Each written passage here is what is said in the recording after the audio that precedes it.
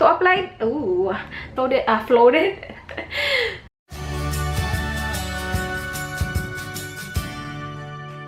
Hello, Rhaze here! Welcome back to my channel. Sa video na to, ipapakita ko sa inyo yung mga favorites ko sa month na November. Malapit na mag-December. I'm so happy.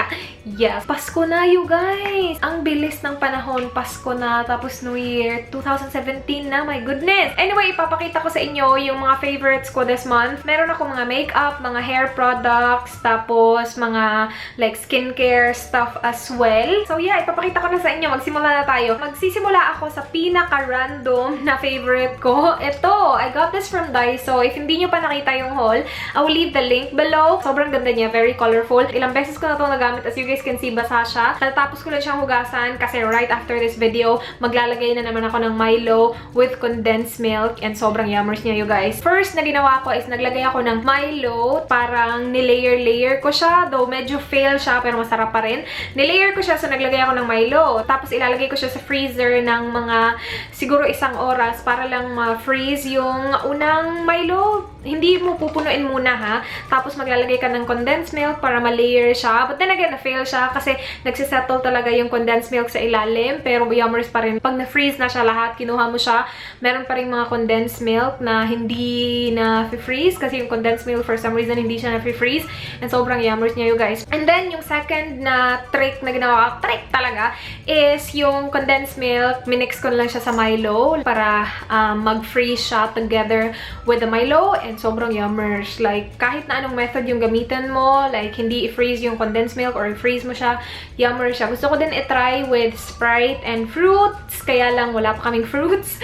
So, Milo. And yeah, after this video, like, lalagyan ko siya agad-agad and magiging ready na siya tonight. And sorry, meron akong swatch because I took a picture and posted it on my Instagram. Sa, ano naman, hair care, ito yung favorite ko na conditioner na I mentioned on my haul, yung Philippines Online Shops haul. Ito yung from Pretty Angel Shop. This is the Epsa Organic Brown Rice. You guys, this is so good. Actually, mas gusto ko siya kaysa sa keratin na treatment. Kasi meron akong keratin, pinadahan ako na Shirlene. Tapos I used the keratin and na-realize ko na mas gusto ko to. Hindi siya kasing bango ng keratin, pero mas maganda yung resulta niya sa buhok ko. And you guys know, yung buhok ko sobrang nipis. Nanonotice ko lang na kapag ito yung ginagamit ko, like napaparami talaga yung gamit ko. Like I can use 7 pumps, you guys. Pero yung pump niya naman, hindi naman ganun karami yung isang pump niya. But, yeah, sa nipis ng buhok ko ha, at saka sa ikli ng buhok ko, I can use like 7 pumps. Pero, yeah, that's something to consider if you guys wanna get this. Ito naman, mga scrubs. If you guys have been watching me, you would know na I love scrubs and I love coffee. So, this is from NYX Essentials. She sent me the coffee milk salt scrub and then the premium milk salt scrub. As you guys can see, ubos na silang dalawa because I used it. And I love these. Yung gamit ko ngayon is yung strawberry milk salt scrub ata yun. Sobrang bango ng mga scrub na to. Yung coffee, of course, yung pinaka-favorite ko. Pero yung milk at saka yung strawberry, sobrang bango din.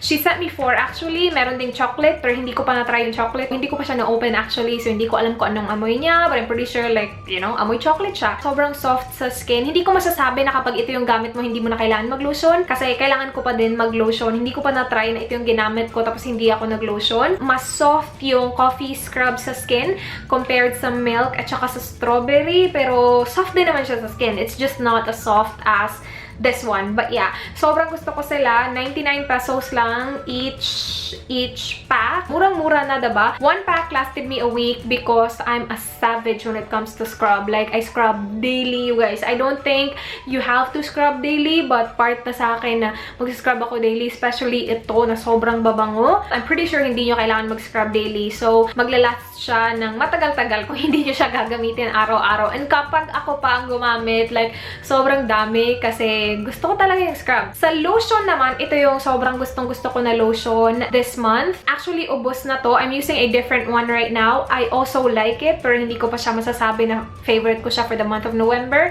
kasi na-start ko siya gamitin mga few days ago lang. But this one is really good. Elementary pa lang siguro ako nagsa-start na ako mag-apply ng lotion kasi yung mama ko naglo-lotion siya araw-araw. So like, you know, gaya-gaya mode ka lang lagi sa mama mo. And ito yung laging gamit niya. Yung SkinWhite na brand. Not this one because it's new. Siguro from the very first SkinWhite na variant hanggang sa pinakabago na lang nagamit na ni mama kasi SkinWhite talaga siya. Like, all the way, you guys. Yun talaga yung lotion na ginagamit niya. So when I arrived, galing sa Australia, naghanap ako lang ng lotion kasi wala ako, hindi ako nagdala ng lotion. And ito yung meron. So ito yung binigay niya sa akin. And I actually really like it. Pinakaunang SkinWhite na ginamit ko, yes, nagandahan ako kasi wala akong choice, diba? Like, batang-bata pa ako, anong alam ko sa mga lotion. Gaya-gaya mode lang ako noon eh. Pero after ko na-discover na maraming mga lotion na mas maganda, like, hindi na ako tumitingin ulit sa SkinWhite. Hindi thick yung consistency niya. And na-absorb siya ng skin ng maayos. And it's very moisturizing. And pangalawang bottle ko na to actually. Sa isang buwan, nakadalawa ako nito. Kasi gustong-gusto ko siya. And because hindi ganun ka-thick yung consistency niya, napapadami yung lagay ko. That's maybe the reason why nakadalawa ako. But yeah, gustong-gusto ko siya. Meron din siyang SPF 10. Siguro sa lahat ng eye white na nagamit ko, sa lahat ng variants ng eye white, ito yung pinaka nagustuhan ko. Okay, sa makeup na tayo. Ito yung bago kong favorite na mascara. Yung Etude Curl Fix Mascara. I actually have it on my eyelashes right now. And I filmed this makeup look. Alam ko, hulas na yung mukha ko. Film ko kanina yung go-to makeup look ko. Hindi ko alam kung kailan yun ma-upload. Maybe this video will be uploaded first or that video. I do not know yet. But yeah, I filmed this makeup look right here. One coat is enough para sa akin. I applied only one coat. And tignan nyo yung length na nabibigay niya sa eyelashes ko. If magto-2 coats ka, there makikita mo yung volume na nabibigay niya. Pero kung one coat lang, makikita mo yung length. Tapos maganda din siya sa lower lashes. And very waterproof din siya. As in, ang hirap niya tanggalin nyo guys. Hindi mo siya matatanggal ng tubig lang. Tubig at cleanser, hindi mo siya matatanggal. Hindi din lahat ng waterproof makeup remover nakakatanggal sa kanya ng maayos. I have used the yung rice water makeup remover from basta yung Korean na ano, hindi siya nakakatanggal nito ng maayos. Pero this one, which is another favorite of mine for this month, is the Sephora waterproof eye makeup remover. Ito, nakakatanggal siya ng mascara na to ng maayos. Ganda ng color niya, oh, nagsisettle yung blue kasi yung oil, yung blue, langis at tubig ang ganap nito. Pero i-mix mo lang siya, ilalagay mo siya sa mata mo, and it removes waterproof makeup really nicely. Okay, next makeup item is this Etude Lovely Cookie Blusher. Peach, hindi ko ma-pronounce yung choux. Ata yung second word, wafers. Sobrang ganda nito. I have it on my cheeks right now. I like that it's very natural looking na blush para sa akin. Meron siyang kasamang very cute na puff, pero hindi ko ginagamit yung puff. Nilalagay ko lang siya dyan para cute, tingnan. Pero brush yung ginagamit ko. So it looks like that. Sobrang ganda niya. Kung isa-swatch mo siya ng swatch lang, like wala kang makikita like that. Pero when you apply it on your cheeks using a brush, it gives a really nice peachy, natural looking blush like that. So yeah, gustong-gusto ko siya. And available to dito sa Pilipinas. Okay, next one is a highlighter. This one is the Wet n Wild Mega Glow Highlighting Powder in the shade Precious Petals. Sobrang ganda nito, you guys. I actually compared it to my Becca highlighter. Comparable yung shade nila. Sobrang lapit lang ng shade nila, pero the pigmentation is different. The way it applies on the cheeks is different, pero it's good. I have been using this since I got this. I got this, by the way, from VA Cosmetics. Ililista ko lahat ng mga products na feature ko, ha, and yung shop din, links ng shops where I got them. Pero yeah, sobrang gusto ko siya. I have it on my cheeks right now. 400 plus ata to. Hindi to mauubos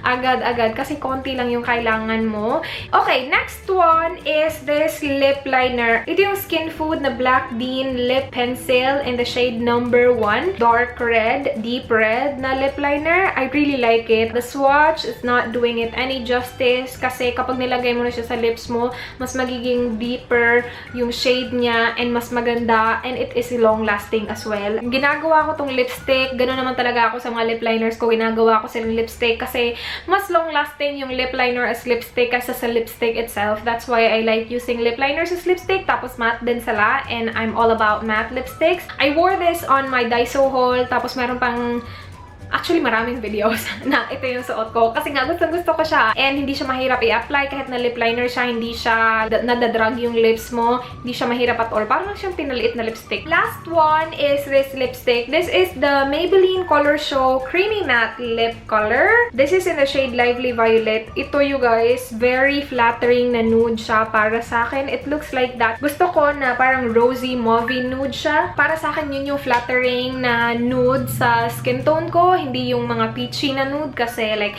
wala lang, hindi ko lang bet yung peachy na nude sa akin. Bango din na to, my gosh. I have used this on my, which video was that? Sa video ko, nung Benefit na review, yung brows, yeah, yung brow holiday set na review, ito yung gamit ko na lipstick. Hindi din to mahal. I think 150 lang to. And yun na yung mga favorites ko for this month. Yay, December na. I can't wait. Thank you so much guys for watching. Please like this video if you enjoyed. Please subscribe if you haven't already. I hope to see you guys on my next one. Do not forget to goodbye.